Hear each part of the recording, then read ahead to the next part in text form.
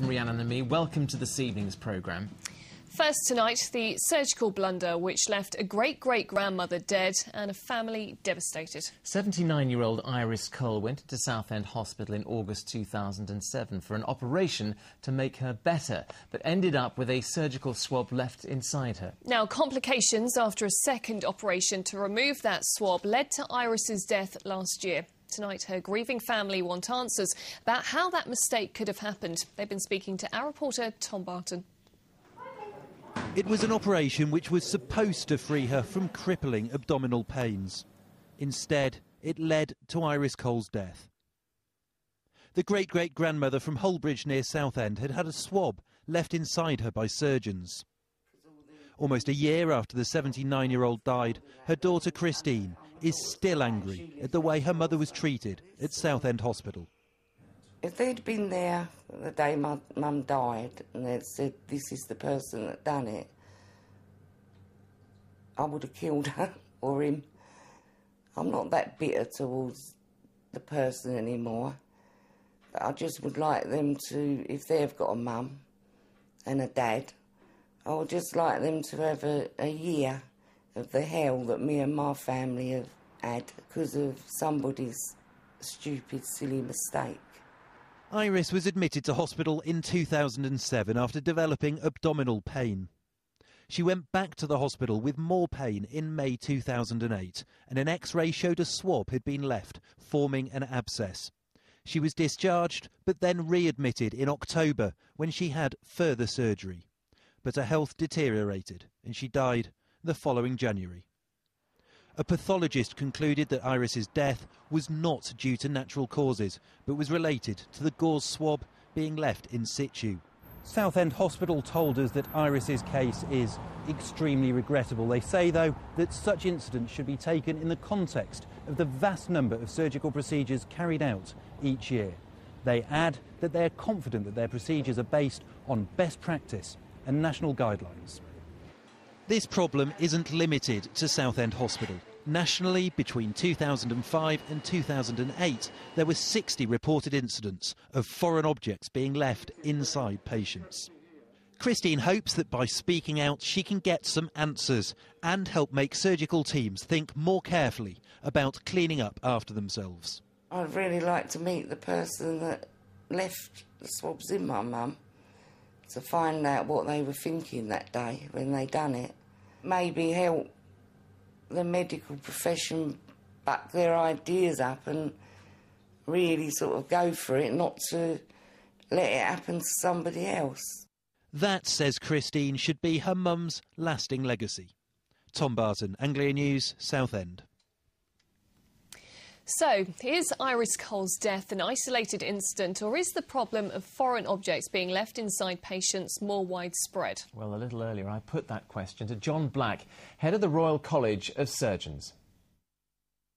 Well, in the context of the number of operations done every year in the country, which is about 4 million, 60 cases reported in the last 4 years, 8 in the last full year for which we have figures, which is 2008, the risk is actually very, very small. Serious, but small. Can you give us an idea as well about what the protocol is inside a theatre to let us understand how this might happen?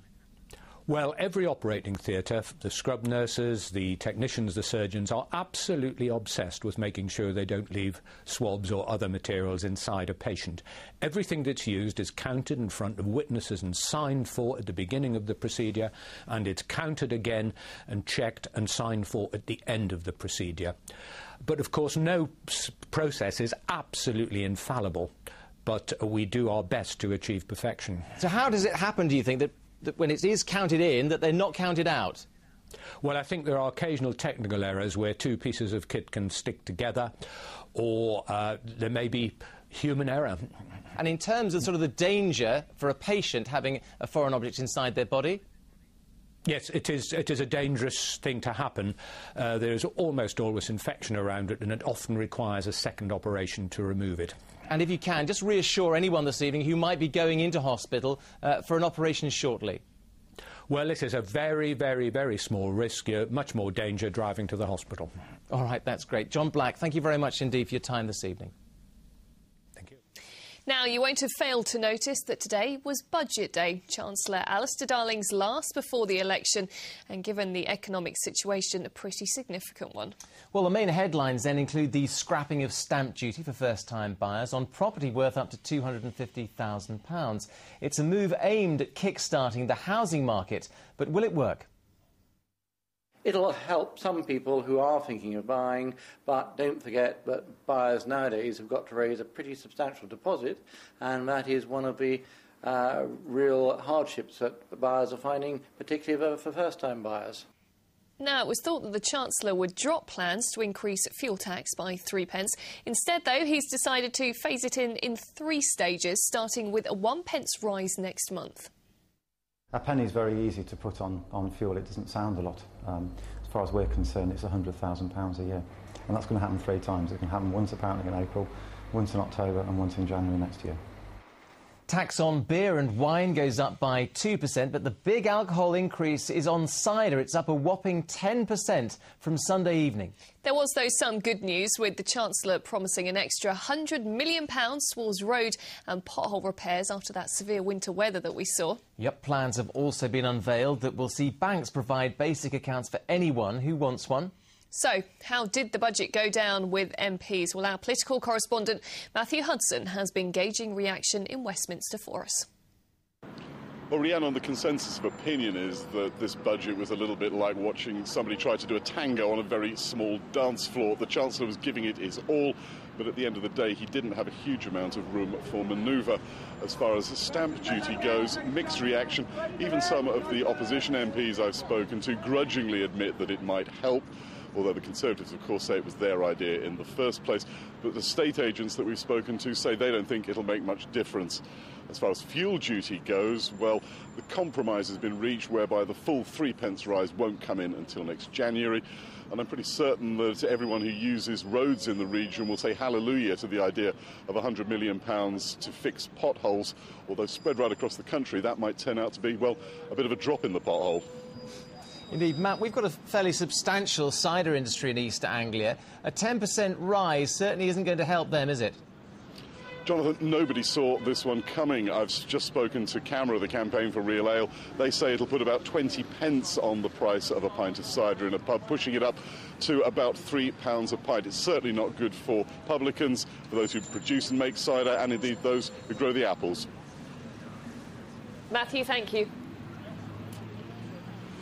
Now, a lady who's made a real impact on the lives of hundreds of children in Colchester was given a very special send-off today after announcing her retirement. Christine Rudland's been the head teacher of the Montgomery Infant School and Nursery in the town for more than 30 years. So it was only right to mark the occasion with a huge surprise. Victoria Webb went to see exactly what